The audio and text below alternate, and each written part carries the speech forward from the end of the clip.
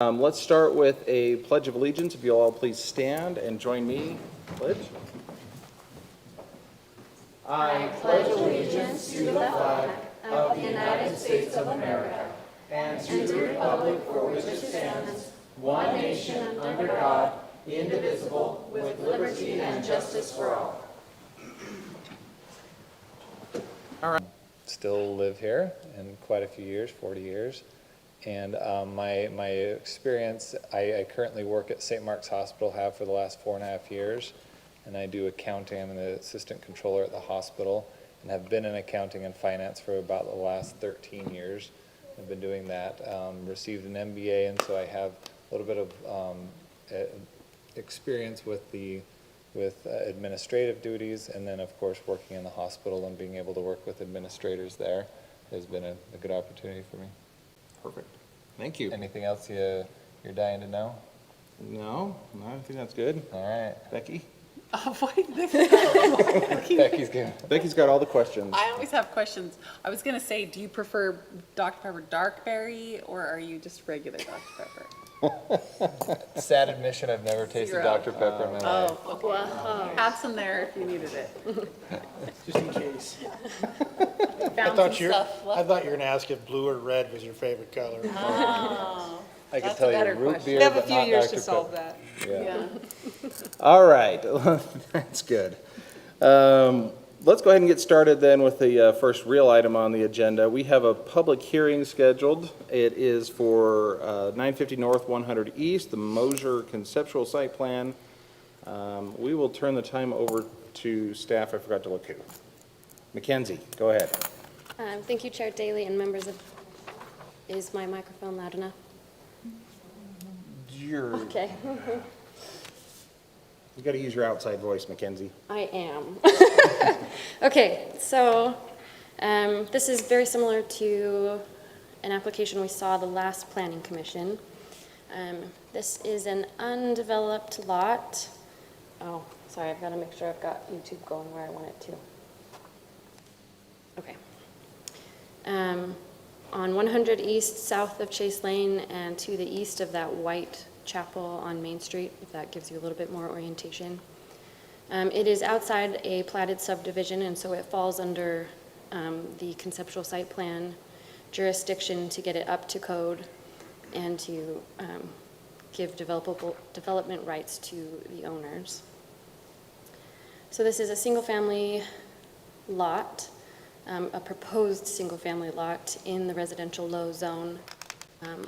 The table here is the development standards in section 1232 of the zoning code, and they meet all of the requirements of lot size, width, proposed impervious surfacing.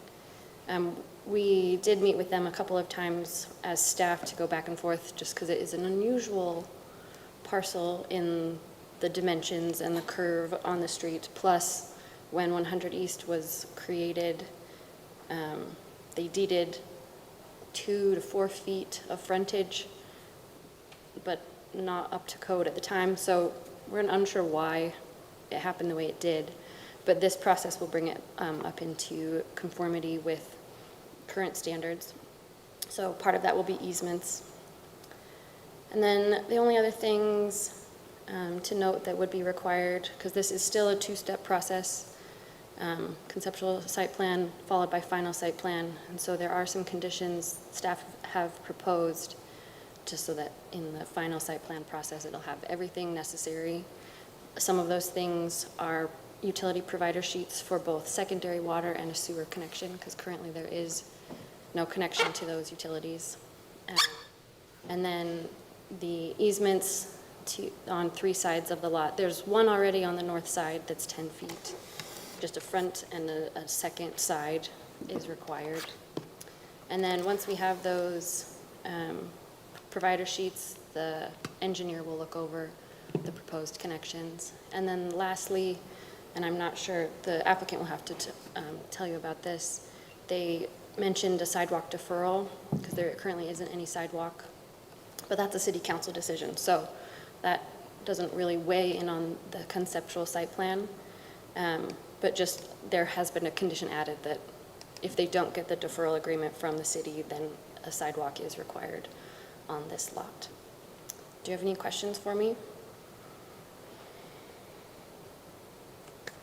Awesome. You said there isn't sidewalk, but there is sidewalk in the residence to the south. To the south, yes. So the residents to the south have sidewalk that curve around the corner Curves. and then it dead ends at the easement.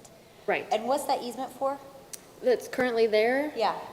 It's a little That's the mystery? unclear. Yeah, because Okay. it happened in 1997 and it's not a regular width. And so one thing about the lot is that there are power poles that are in our regular sidewalk space. Mm-hmm. So that might have been partly why that easement was created. And that's also partly why they would like a deferral, just because of where all the utilities currently are.